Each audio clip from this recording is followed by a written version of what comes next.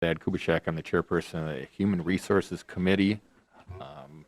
Meeting is scheduled tonight, October 8th, 2020 at 4:30 p.m. It is officially 4:35 right now.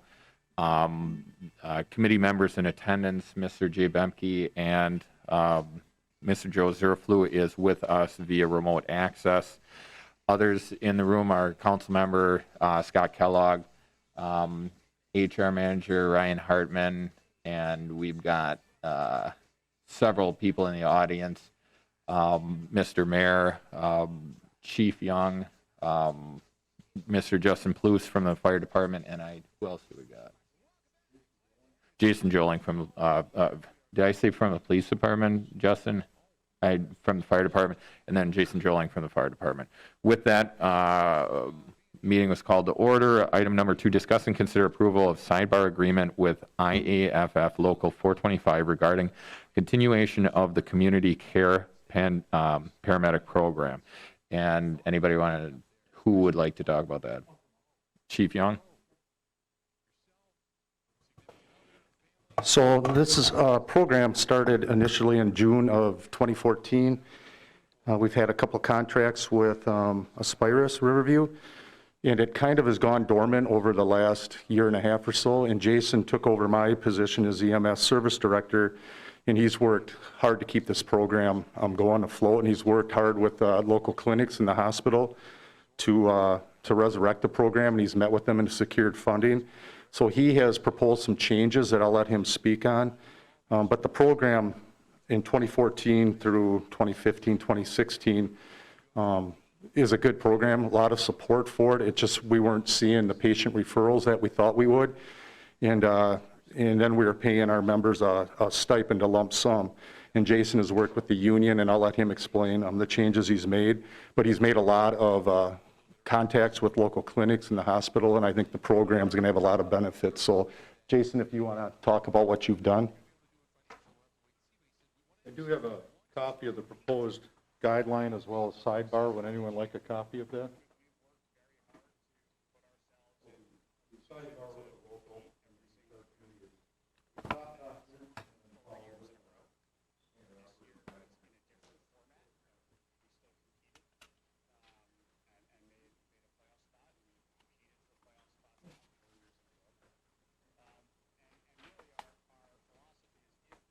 Okay, and thank you for the time to address this. So essentially the community care program, as Chief Young had stated, has been initially started. The goal was to reduce hospital readmissions and unnecessary transports.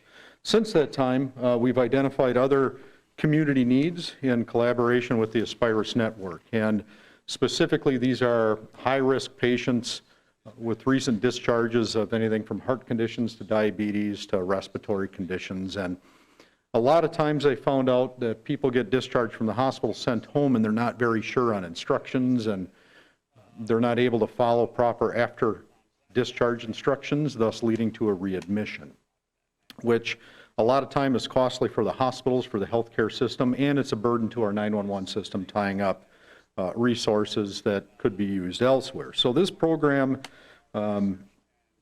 citizens are identified through the hospital. They send the referral to us.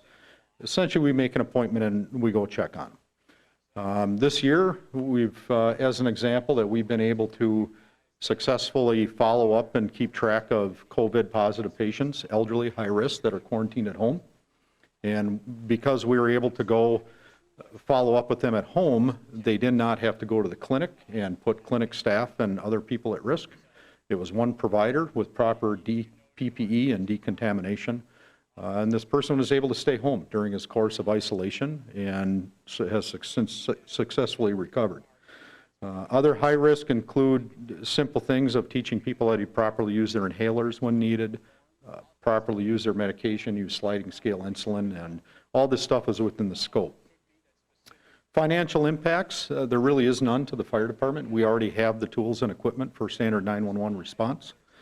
All of the skills and intervention we would do as community care paramedics is already addressed through the state of Wisconsin, our scope of practice. so we're not really adding anything. The big change is we've opened up the pool of people we evaluate. We've opened up resources that, in addition to hospital case management, we are now working with the walk-in and urgent care clinics. And the reimbursement that we looked at, the Aspirus Foundation reimburses the department $50 a response, and we take $35 of that and reimburse the individual that did the response. So that would just be a daily stipend as they do a call. So you don't do a call, you don't get the stipend. You go on a response, you get the stipend. So we're kind of able to just pay the members with the reimbursement from the hospital. This program's set for a year, at which time we'll reevaluate it. I do plan on preparing annual summaries, which I'll provide to all stakeholders, including the city and Aspirus. And at this time, we'll kind of open up, see if there's any questions. Is there anybody, I'm sorry, is there anybody from the committee that's got any questions for Mr. Joling? Mr. Zerflu, your remote access, do you have anything at all? No, I don't think. Thank you, Mr. Kellogg. No. Anybody else? I don't have any questions, but I think that this is a great program. I think that it's a win-win for everybody, win-win for the city, win-win for our department, win-win for the community. With that being said, no discussion, I'll make a motion to approve. I'll second it. Motion on the floor by Kubaschak, second by Bemke to approve sidebar agreement with IAFF Local 425 regarding continuation of the community care paramedic program. All those in favor say aye. Aye. Aye. Aye. Opposed? Ayes got it. 3-0. We'll move on to item number 3. Thank you, Mr. Thank Joling. you. Item number 3, discuss and consider for approval a memorandum of understanding with IAFF 425 regarding the implementation of a 1 or 2 year trial work schedule. This schedule consists of 48 hours on duty, 96 hours off duty. And Mr. Hartman, you had worked on this. Would you kind of give us a little bit of update, and then maybe if anybody else wants to speak on this? Sure, thank you. With your agenda packet, you'll see you have the agreement that we've come to. I think the group held through 3 to 4 meetings, very productive, great group that worked collaboratively and put a plan together that's going to be a 1 to 2 year trial, and we'll go from there. Thank you, Mr. Hartman. Is there anybody from the department, whether it's management or labor, that want to, I mean, is there anything that doesn't look right, or is everybody in agreement? It sounds like from what everybody said, everything's in agreement. Otherwise, if that's the case, if there isn't anything else, I mean, if the committee has any questions or doesn't have any questions of Mr. Kellogg, you got any questions? Otherwise, if it's in order for approval, I mean, I'll make that motion. I guess the last time it came up, I think, Chief Young, you had some concerns, everything. Yeah, I'll briefly. All right. So I appreciate holding us off last month and letting us work this out the right way. Like HR Manager Hartman stated, we've had 4 great meetings. Any of the concerns I had at that last meeting that I brought up have been addressed. They're in the MOU. I think this is a good MOU. It's solid now, and I think we're ready to move forward. I have a question. Mr. Bemke. Chief, or I guess as long as you're up there, but the 1 to 2 year, can you kind of describe what's going to happen after 1 year, what we're going to do into the second year? Can you? The first year is, we went for a 2 year, so we have some metrics that we're measuring, and we needed 2 years to really have accurate data. What we're looking at the metrics, we're looking at the safety of the program, financial impacts, and employee satisfaction.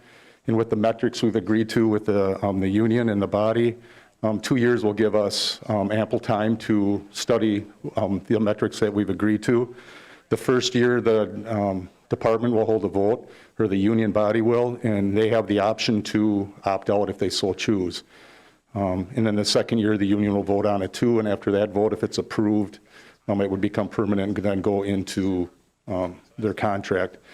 You know, the city has the option to opt out if there's a financial negative impact on us, if we're seeing employee satisfaction or the vote is not where we want it to be, we have the option to opt out.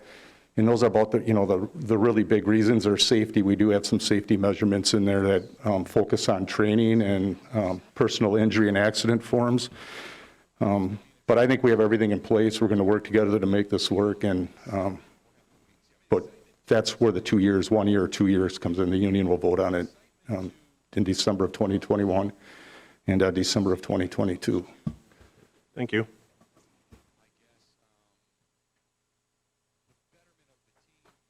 And again, I don't have any question, but specifically with this is, I'm excited to have an outcome like this, that we can have labor and management work together.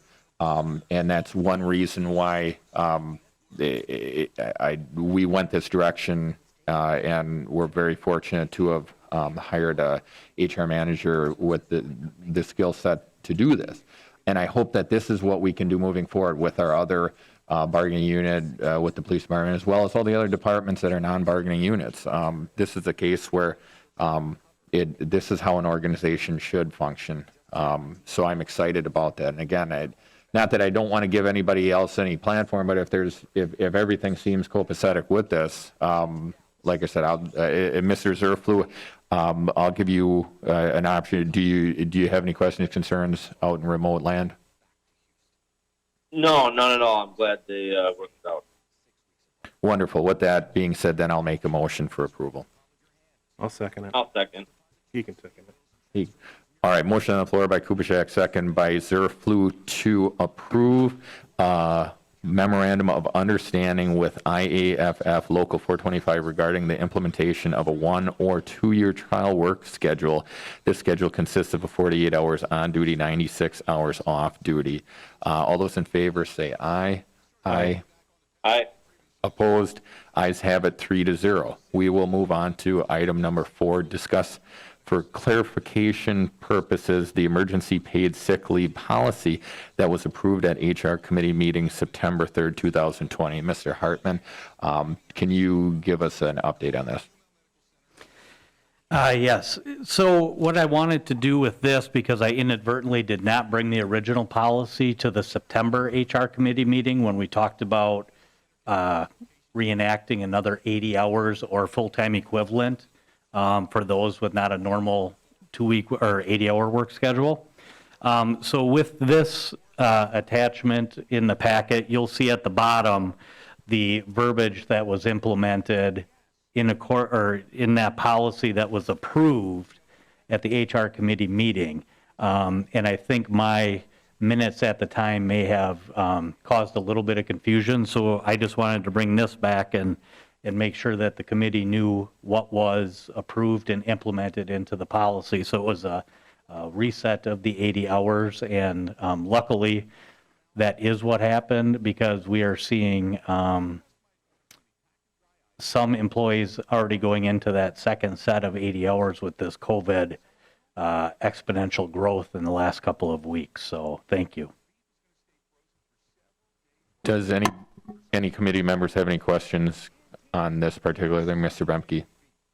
I guess the only thing I would ask, I understand what you did here, but is there anything else in this policy that we need to be looking at, it being that it sounds like our numbers are starting to go up a little bit? Not at this time. Our numbers have gone up and down, within the city as a whole. It seems to go to different departments at different times. I think the way it's being implemented or orchestrated right now is just fine, and we're okay. But we have seen, a little bit of uptick in usage in the last couple of weeks, as obviously the rest of the state has and much of the country. But I don't see anything necessarily within the rest of the policy that needs to be looked at this time. But that's a good question. Thank you. Mr. Zerflu, do you have anything? Looks good.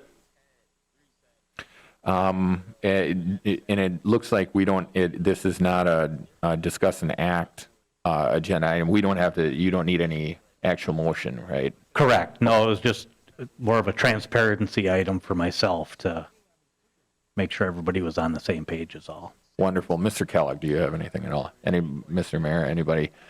So then with that being said, no action item on this. We'll go to item number 5, HR management report under both A and B, recruitment and compensation review. Okay, thank you. Starting with the recruitment, just go through some departments. Fire department, as of now, running full crews. And there's a hope that by early November, we'll be establishing a new eligibility list. Chief Young, tell me if I misspoke or if I think that's where, is that correct? Chippewa Valley Tech will hopefully be able to run year-round applications, which will help our fire department. Police department, as of October 5th, the first lateral transfer started at the police department, so just in the last week or so, has started, and that, again, like I noted, was the first lateral transfer. We're actively looking for a few crossing guards, so if anybody out there is listening, the city and the police department are in need of crossing guards. In the recreation department, we are continually to actively look for basketball scorers, timers, and ice pond attendants. And then lastly, within DPW, we were just looking ahead and forward and potentially anticipating a couple of retirements that may be coming up in the spring.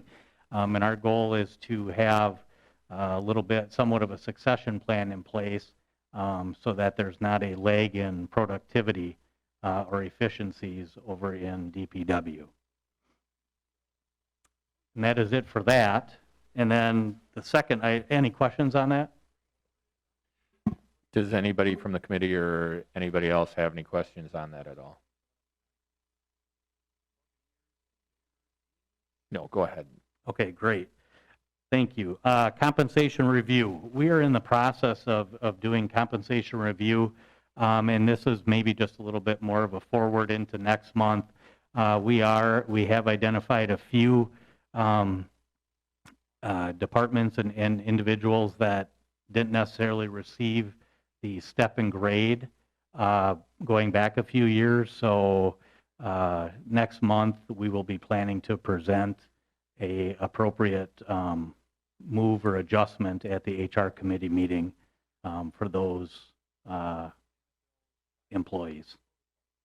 And that is all. Does anybody have any questions at all, any further? Mr. Bemke. So I don't know if the mayor's here, maybe he can shed a little light. Several months ago, we talked about the summer help, and we did make some adjustments on salaries. I know you're working on the budget right now. Has that been considered in the budget for the rest of our temporary employees?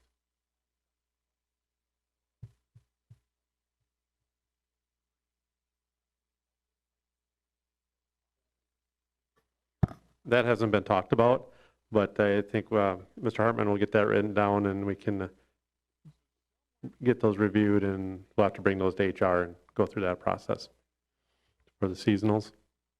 So I'm assuming you'd like to do that through the budget process, yes?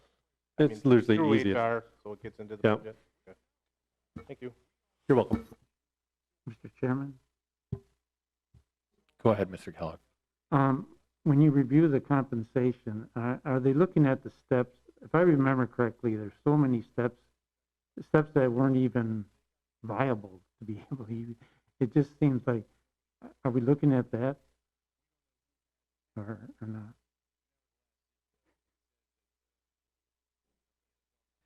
So, yeah, you're correct. From what my understanding is, just being here, Yeah. this little while, and the mayor can speak to where I maybe get out of line.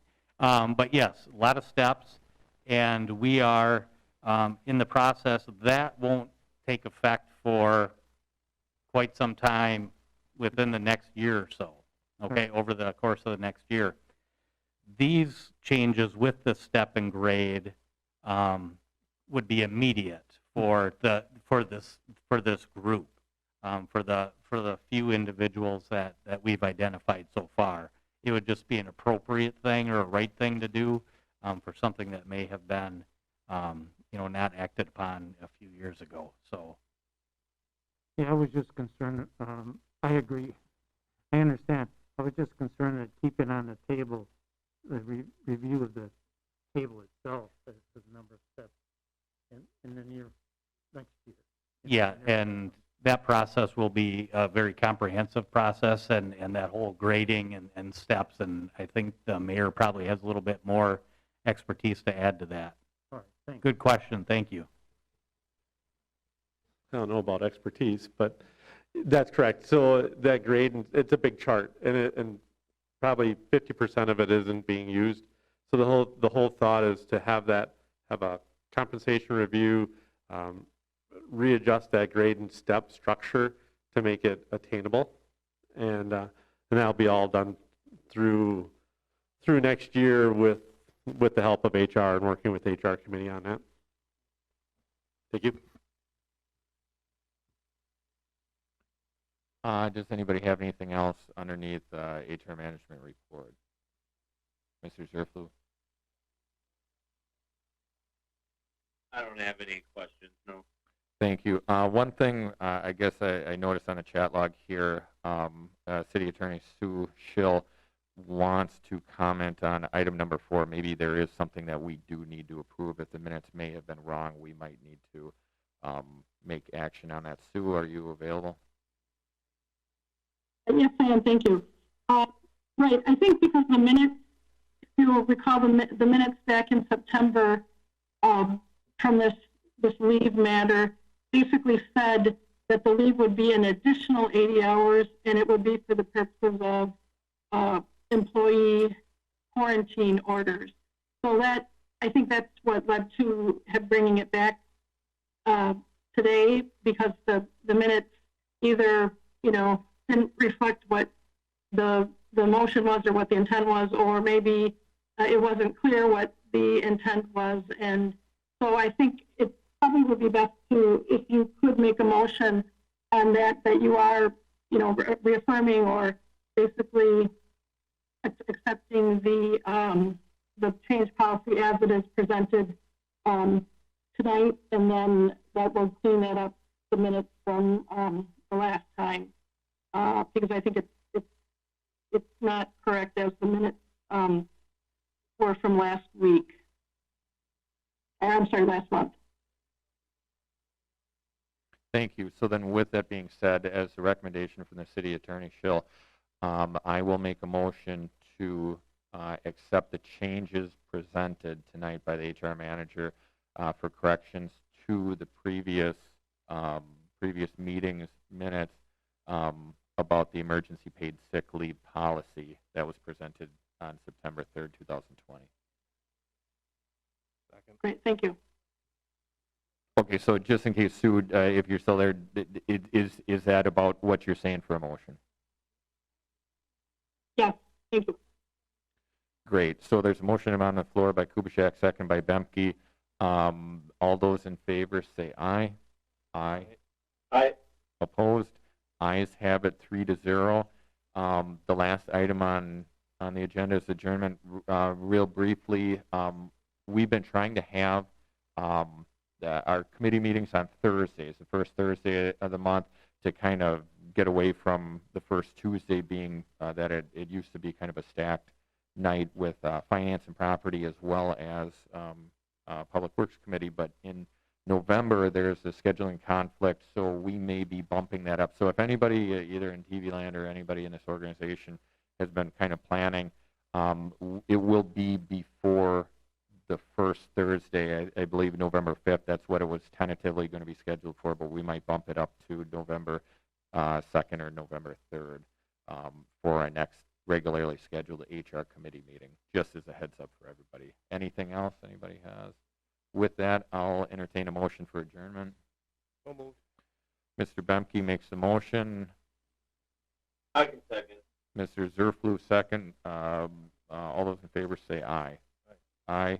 Aye. Meeting adjourned at 4:59 p.m. Thank you, everybody, for attending.